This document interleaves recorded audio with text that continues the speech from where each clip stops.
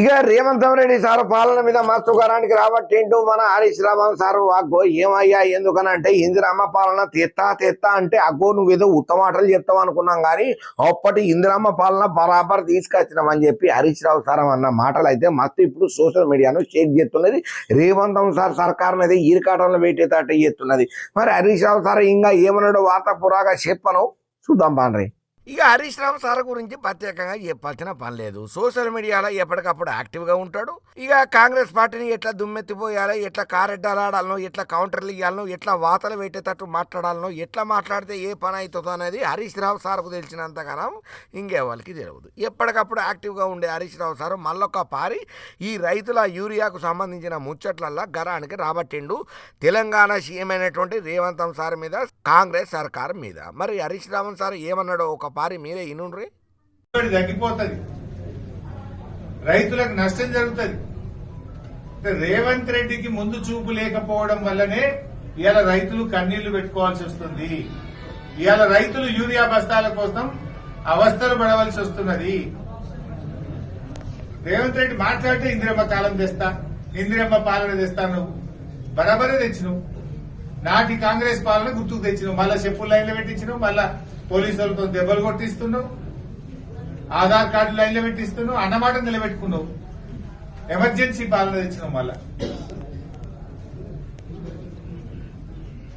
బిడ్డ ఇప్పటికైనా వెంటనే యూరియా తెప్పించాలి, రైతులకు ఇయ్యాలి. లేదంటే ఎక్కడికక్కడ కాంగ్రెస్ మంత్రులను అడ్డుకుంటా నిలదీస్తాం. మంత్రులు ఎవరైనా జిల్లాల్లోకి వస్తే ఎక్కడికక్కడ వాళ్ళని అడ్డుకుంటాం. ఏ ముఖం పెట్టుకొని తిరుగుతారు? ఇంకా పోని ఢిల్లీ పోని కూర్చోండి, అక్కడ యూరియా తీసుకురండి.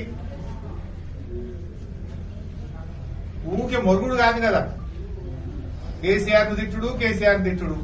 నువ్వు చేసింది ఏం ఎగబెట్టుడు తప్ప, కేసీఆర్ తిట్టుడు, రైతులకు ఎగబెట్టుడు. యూరియా ఎగబెట్టినావు, రైతు బంధు ఎగబెట్టినావు, రుణమాఫీ ఎగబెట్టినావు, రైతు బీమా ఎగబెట్టినావు, బోనస్ ఎగబెట్టినావు, పంటల బీమా ఎగబెట్టినావు. ఇంతకు మించి నోరిప్పుతే కేసీఆర్ తిట్టుడు, రైతులకు ఎగబెట్టుడు. నువ్వు చేసింది ఏమున్నది అని అడుగుతున్నాడు. ఇంకా సిగ్గు లేకుండా ముఖంగా ఏ ముఖం పెట్టుకుని మాట్లాడుతావు? బిడ్డనే పంచాయతీరాజ్ ఎన్నికల్లో ఈ యూరియా ఇబ్బందులు మీరు తొలగించకపోతే కాంగ్రెస్ పార్టీకి ఉరితాడుగా మారుతుంది బిడ్డ అని హెచ్చరిస్తా ఉన్నాం. ఇప్పుడు నేను ఇక్కడ మహిళలు కలిసిండు, వాళ్ళు ఏం చెప్తున్నారు? దండం పెట్టాం సార్ యూరియా తెప్పి, జర గట్టిగా తిట్టు రేవంత్ రెడ్డిని యూరియా తెప్పి అంటున్నాను. సింపుల్ అవుతున్నాయి, ఆయనకు మొద్దువారి పోయిడు, సీమ కుట్టినట్టు అయితే లేదు, జర గట్టిగా అడుగు సార్ అంటున్నారు మహిళలు. బాగా ఇబ్బంది అవుతుంది సార్, మేము ఆడోళ్ళం మగవాళ్ళు ఇంటికాడ బాయి కాడ వ్యవసాయం చేస్తుంటే మేము ఆడవాళ్ళం 5 గంటలకు వచ్చి లైన్లు నిలబడుతున్నాం. ఆ వ్యవసాయం కాడ మగవాళ్ళు అయినరు, యూరియా బస్తాల కోసం మేము ఆడవాళ్ళం లైన్లు నిలబడుతున్నాం. పొద్దుగడ దాకా నిలబడితే ఒక్క సంచి ఇస్తున్నారు అని చెప్పి పాపం ఆడవాళ్ళు కొట్టుకుంటా ఉన్నారు.